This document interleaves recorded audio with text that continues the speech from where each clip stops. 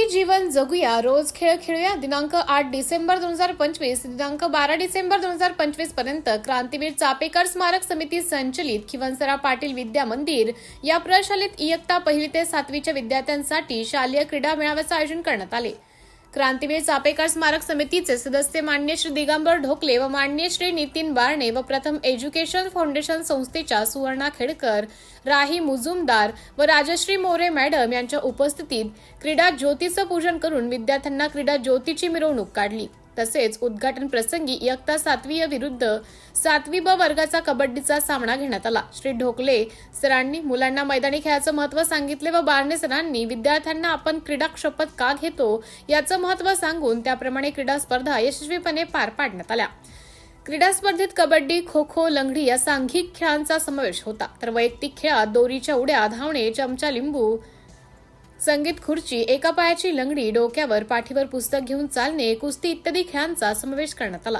सर्व खेळांचं परीक्षण व गुणदान करण्याचं काम सहशिक्षिका विना तांबे, कृतिका कोराम, साक्षी कुरळे, योगिता गायकवाड, स्वाती नांगरे, प्रज्ञा फुलपकार, प्रमोदिनी बकरे, सीमा आखाडे, नीता साळवे, पल्लवी वाघ यांनी केलं.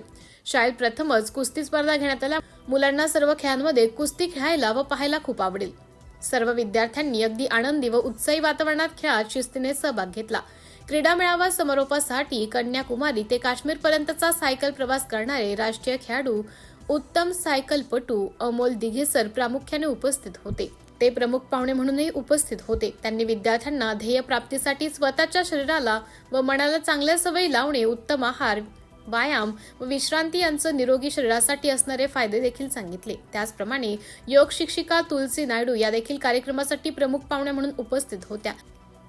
सहशिक्षिका मीना जाधव मॅडम यांच्या संपर्कातून आलेले रोहित नरवडे सर यांनी शालेस बक्षिसांसाठी 100 वया पेन भेट दिली. या वस्तू व प्रशस्ती पत्रकाचं वाटप उपस्थित मान्यवरांच्या हस्ते विजेत्या विद्यार्थ्यांना करण्यात आले.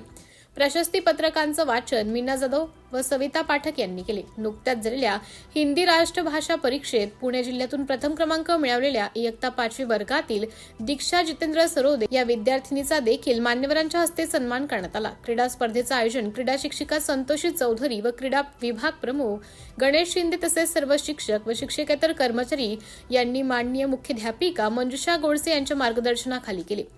सदर कार्यक्रमाचं सूत्रसंचालन सहशिक्षिका स्मिता जोशी यांनी केले. तर कार्यक्रमाचा प्रास्ताविक व पाहुण्यांचा परिचय संदीप बरकडे यांनी केला. विना तांबे मॅडम यांनी आभार मानून कार्यक्रमाचा समारोप केला.